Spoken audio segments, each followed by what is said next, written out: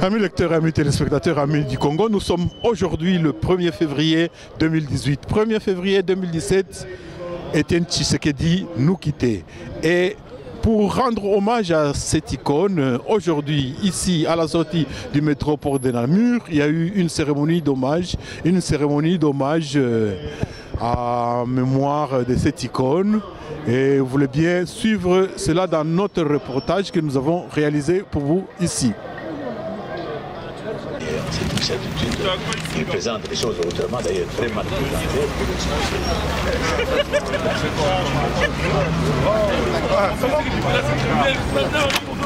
On a pourquoi ta place. Ah, ok.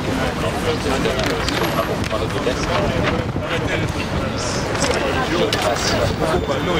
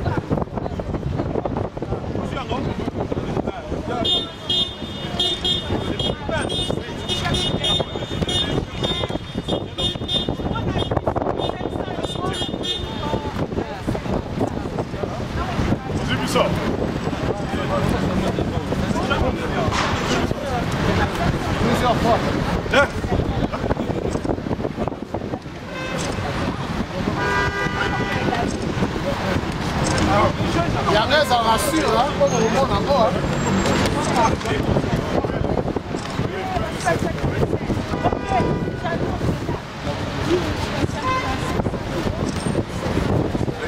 Présidence de la République, aux élections prévues pour novembre 91, si jamais elles sont organisées, parce qu'il y a toujours des bruits qui ne sont pas, qui ne rassurent pas sur ce point-là. Est-ce que vous pensez que les conditions sont réunies pour avoir des élections transparentes? Je ne dirais pas que les conditions sont réunies, mais la situation catastrophique dans laquelle nous se trouvons, je me suis senti obligé d'entrer dans les jeux pour ne pas demain accusé de non-assistance à personne en danger, parce que franchement notre peuple n'aura plus. Donc je tiens absolument à participer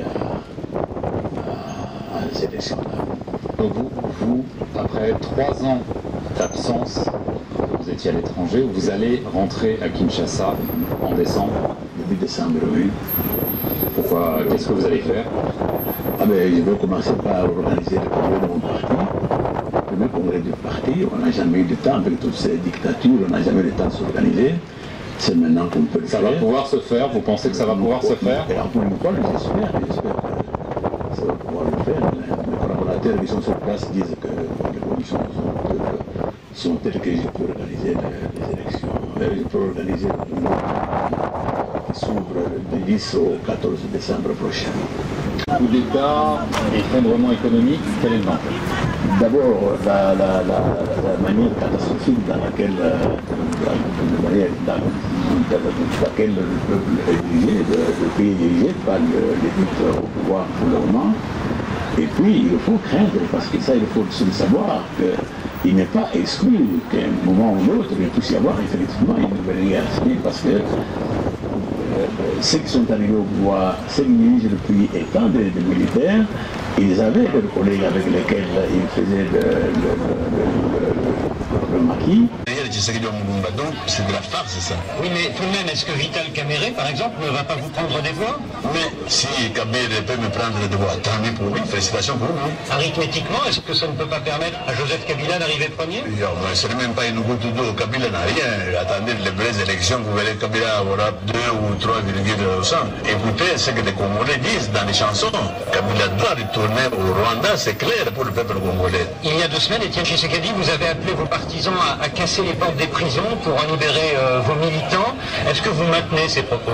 Je le maintiens et je suis prêt à les répéter. Parce que ceux qui ont dit que j'ai appelé le peuple à la violence, je crois que ce sont des gens qui démontrent qu'ils ne connaissent rien du Congo. 51 ans de dictature, le peuple congolais souffre de la part de ce qu'on appelle le gouvernement, personne ne dit quelque chose, et quand on demande au peuple souverain d'assurer sa légitime défense, on dit que Tshisekedi appelle à la violence. C'est ridicule tout ça.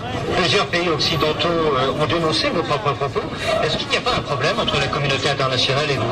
Moi je dis qu'il y a un problème, c'est que la communauté internationale ne connaît rien de ce qui se passe au Congo. Alors si la CENI annonce que vous avez perdu, comment réagirez-vous? Si la CENI mène une politique de transparence, de crédibilité, tout ça, arrive à cette conclusion, c'est normal, je peux m'incliner. Mais si la CENI fait ce qu'elle fait, c'est-à-dire patauge dans des tricheries, de fraude, je crois que c'est le peuple congolais qui décidera, c'est nous qui est souverain, c'est nous qui décidera. Donc les résultats de la CENI, même s'ils ne vous sont pas favorables, ne seront pas automatiquement faux. Vous lui donnez sa chance. Mais je ne donne aucune chance à la CENI parce qu'au moment où nous parlons, mon parti n'a pas encore signé le fameux code de conduite. Pourquoi? Parce qu'il y a trop de... Chers compatriotes, chers combattants, mesdames et messieurs, messieurs et mesdames de la presse, nous approchons à l'heure fatidique, c'est-à-dire 17h22, l'heure à laquelle notre président, notre vénéré président, M. Etienne Tshisekedi Wamulumba, avait rendu l'âme ici à Bruxelles dans une clinique de la place. Je veux vous remercier déjà pour avoir répondu à notre appel, pour nous incliner à ce moment précis, pour nous rappeler de cet homme qu'on ne peut plus présenter. Je vais vous demander d'observer 2 minutes de silence, 2 minutes de recueillement à ce moment fatidique pour que nous puissions l'accompagner. C'est toujours dans nos mémoires que nous le ferons. Nous allons l'accompagner en ce moment-là. Ce sont des souvenirs difficiles à revivre pour certains d'entre nous, si pas pour tous.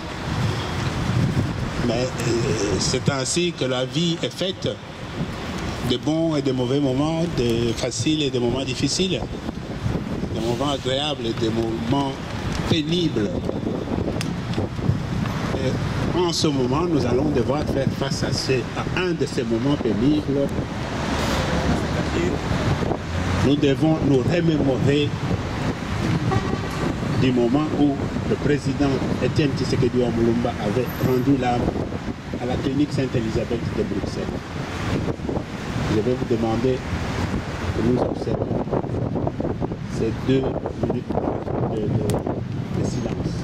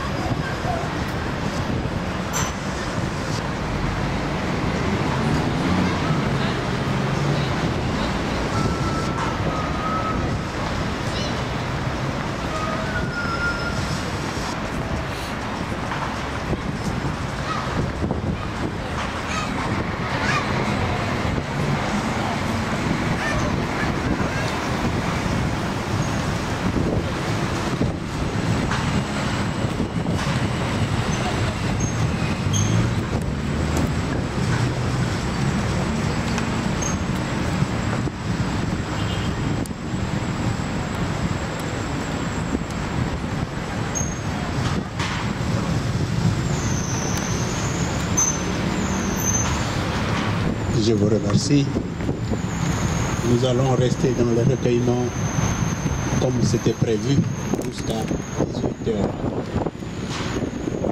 Encore une fois, merci d'être avec nous. N'oublions pas que le samedi le 3, une messe qui est prévue à l'église Notre-Dame de Lourdes, c'est à Jette, à 14 h.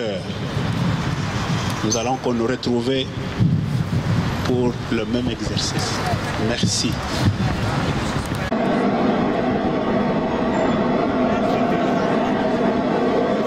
Que notre peuple trouve ici l'expression de nos chaleureuses et sincères félicitations.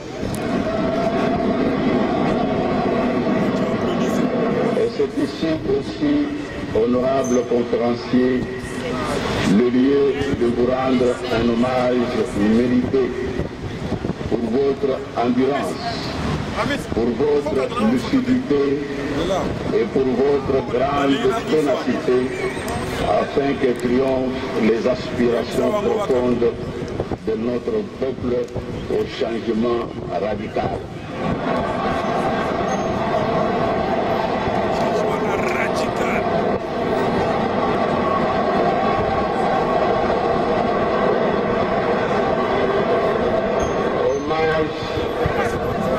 Enfin, à tous ceux qui ont donné leur vie pour l'indépendance et pour la démocratie dans notre pays.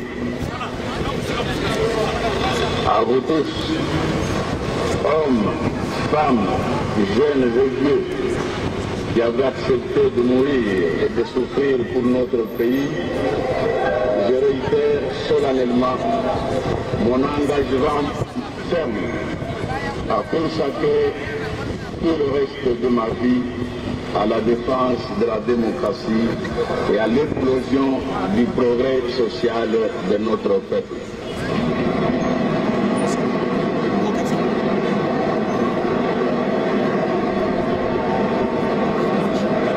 Voilà pourquoi, chers frères et sœurs conférenciers, poursuivant notre combat, je n'hésite pas à vous proposer de modestes services aux lourdes charges du Premier ministre de la Transition. Cette haute fonction, je la considère comme celle d'autorité, d'impulsion et de rassemblement de toutes les filles et de tous les fils de ce pays pour relever le défi de la crise actuelle. D'abord, fonction d'autorité, dans la mesure où le Premier ministre, conformément aux prérogatives à lui dévolues par l'acte portant à disposition constitutionnelle et relative à la transition, est appelé à décider des grandes orientations de l'action gouvernementale, à assurer l'unité administrative. Bonsoir. Bonsoir. Vous étiez parmi les rares personnes qui avaient été avec le président Tshisekedi jusqu'à ces derniers moments. Et qu'est-ce que ça vous fait, cet hommage d'aujourd'hui? En fait, je suis encore dans l'émotion et sûrement dans la tristesse de revivre encore ces derniers moments. Et il y a une année jour pour jour, mon camarade président Etienne Tshisekedi qui nous quittait, entouré de sa famille. Je suis encore dans cette émotion-là, de cette journée-là, en question. Est-ce que vous avez un souvenir que vous pouvez rappeler quand même pour ce jour-là? Parce que vous êtes un des rares témoins quand même.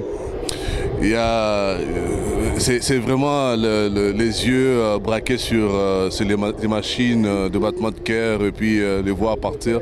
C'est comme si c'était hier, hein. Donc revivre ça encore, ça fait encore mal au cœur de voir que malgré l'amour, malgré la mémoire, malgré tout ce qu'on a pu faire avec lui, Dieu a voulu qu'il nous laisse à ces heures-là précises. Et un an après, le président Tshisekedi n'est toujours pas enterré. Comment est-ce que vous interprétez cela? C'est très révoltant qu'une personne comme M. Etienne Tshisekedi, qui a lutté pour son pays et pour le bien-être de son peuple, qui soit jusqu'à aujourd'hui sans être enterré ni pas rapatrié. Et c'est là que ça montre le mauvais foi ou le mauvais cœur des gens qui nous dirigent à Kinshasa. C'est vraiment ça. C'est très triste de voir ça et très révoltant surtout. Et un dernier mot pour la population congolaise? Il ne faut pas lâcher, le Congo nous appartient à tout un chacun de nous. On a notre responsabilité en tant qu'individu, en tant que Congolais. L'Église catholique a compris, les partis d'opposition avaient compris aussi. Donc il ne faut pas lâcher la rue, il faut mettre la pression jusqu'à ce que les gens qui sont au pouvoir, ils vont comprendre qu'ils sont des serviteurs, ils sont au service du pays et du peuple, non pas pour venir se servir eux-mêmes. Ok, nous vous remercions. Merci beaucoup. Ma soeur, bonsoir. Bonsoir, tonton. Je vous ai vu être arrivé parmi les premières personnes, je vous ai vu très concentré. Et qu'est-ce que vous éprouvez en ce moment où on rend hommage à Etienne Tshisekedi un an après? En tout cas, en ces jours, on a une très grande joie. On a aussi de la douleur parce que c'est une icône qui est partie. Tout l'espoir du peuple congolais était sur cet homme. Mais tout ce qu'on demande maintenant, Tshisekedi est parti, mais il y a beaucoup de Tshisekedi qui sont aussi restés. Tout ce qu'on demande en ces jours, c'est l'unité du pays. C'est pour que tout le monde soit franchement exaucé le vœu de Tshisekedi, l'unité et la démocratie au peuple congolais. Et vous, qu'est-ce que vous entrevoyez jusque-là comme obstacle pour que enfin le vœu de Tshisekedi puisse se réaliser un état de droit? Vous voyez des obstacles dans la marche du pays actuellement? Ah oui, il y a un grand obstacle. C'est le gouvernement maintenant qui est en place, qui est un grand obstacle. Parce que si maintenant, par exemple, si ce qu'on avait demandé dans la grande réunion, si ça a été réalisé, c'était le grand souhait de Tshisekedi. Si ça a été réalisé, je pense que le peuple congolais pouvait être en avant. La démocratie pouvait être aussi instaurée dans notre pays. Mais il y a un grand obstacle maintenant, c'est le gouvernement en place, c'est M. Kabila qui est en place. Ma soeur, au Congo, les laïcs chrétiens sont montés au créneau, les évêques aussi. Et vous, en tant que religieuse, comment vous percevez votre engagement pour le changement au pays? En tout cas, nous, on salue la force, la dynamique des évêques, des laïcs aussi, parce qu'on ne peut pas travailler si le social ne marche pas. Alors, même si nous sommes des religieuses, nous sommes là pour le social, nous sommes là pour l'amour, parce que tout ça, ça fait l'édification de la population. Et un message à la population? Nous demandons que le peuple congolais soit courageux, que personne ne recule. On sait que la situation qui passe maintenant est très difficile, mais nous demandons que tout le peuple congolais soit uni et soit courageux et qu'il continue avec la lutte pour que tout soit réalisé. Merci, monsieur. Je vous en prie.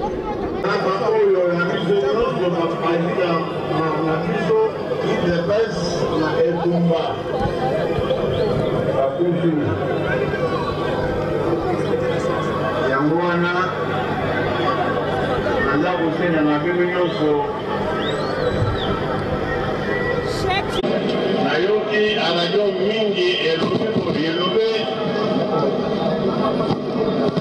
na Congo eza lisusu mpe na koko bakosala élection te.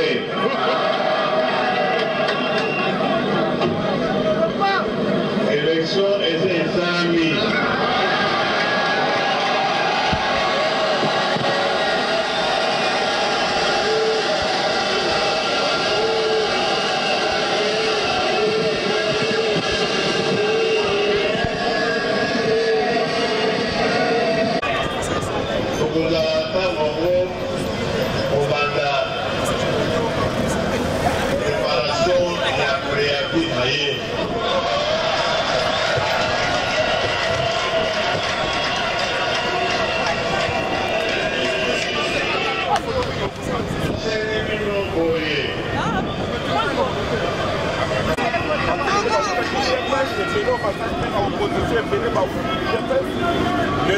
grand leader akokisi na ndenge enterré passe donc tozokommémore inano na kati ya président esangaka nzoto ya président parce que moko d'individu bazwi mboka na biso mabele bakomolinga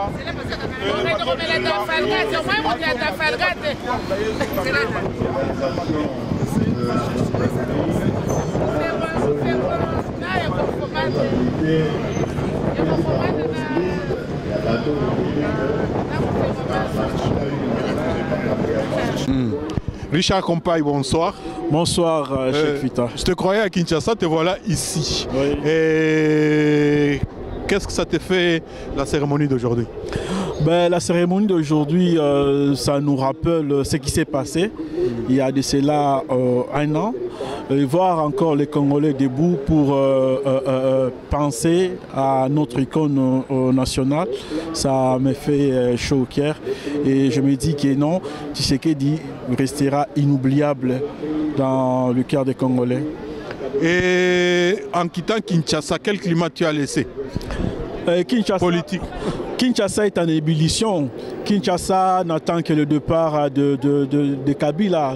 Tout le monde est là, ils sont debout, ils entendent le moment opportun où ils vont vraiment se mettre debout une fois pour toutes et aller jusqu'au finish. Et est-ce que vous pensez qu'actuellement, nous qui sommes ici à l'étranger, on est suffisamment pointus dans nos actions ou bien il faudrait un peu booster? Non, moi je crois qu'ici, il faut qu'on essaie de recalibrer nos actions ici sur place. Parce que j'ai remarqué que nous continuons toujours à mobiliser dans le milieu congolais. Pour moi, ça ne suffit plus parce que tous les Congolais, là où ils sont, ils savent très bien ce qui se passe au Congo. Maintenant, il faut que la diaspora essaye de mobiliser les autochtones des pays où nous résidons pour qu'eux aussi ils sachent ce qui se passe réellement dans notre pays. Parce que rester comme ça entre nous, ça ne suffit plus. Merci beaucoup, Richard. Donc, merci, Cheikh Fita.